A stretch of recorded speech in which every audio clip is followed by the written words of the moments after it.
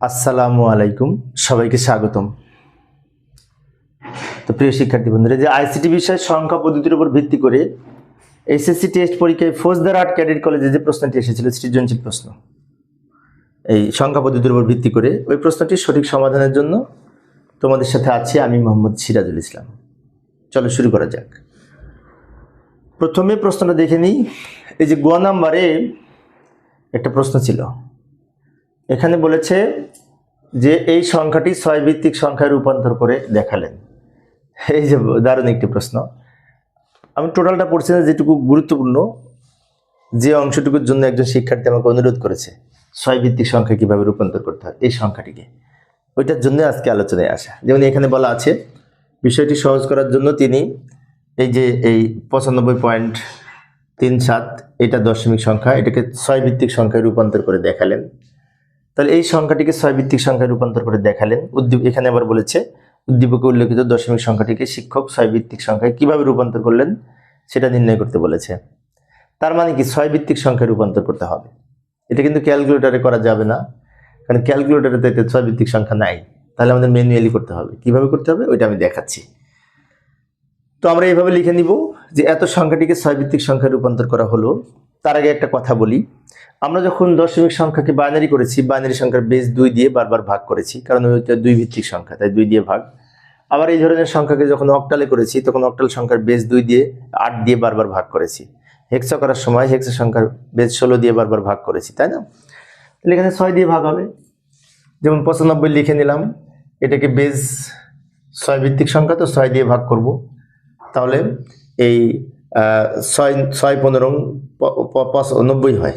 তার 15 হচ্ছে ভাগফল, ভাগশেষ 5 থেকে যায়। আমরা এই 95কে 6 দ্বারা ভাগ করে ভাগফল কত পাবো? 15। ভাগ তো করতে পারি, সেটা প্রথমে লিখবো, আর ভাগশেষ 5 থাকবে, ওইটা শেষে লিখবো।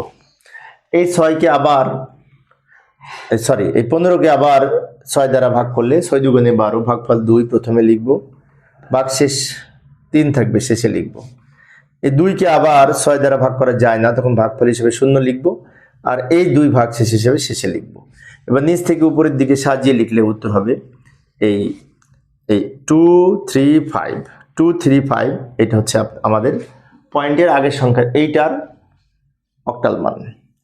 এবার এইখানে আমরা পয়েন্টের পরে যেটুকু আছে সেটাকে করার জন্য দুই দিকে আমরা এটা লিখে নিব, এই পূর্ণ সংখ্যা ভগ্নাংশ সংখ্যা লিখে নিয়ে মাঝখানে এটা দাগ দিব।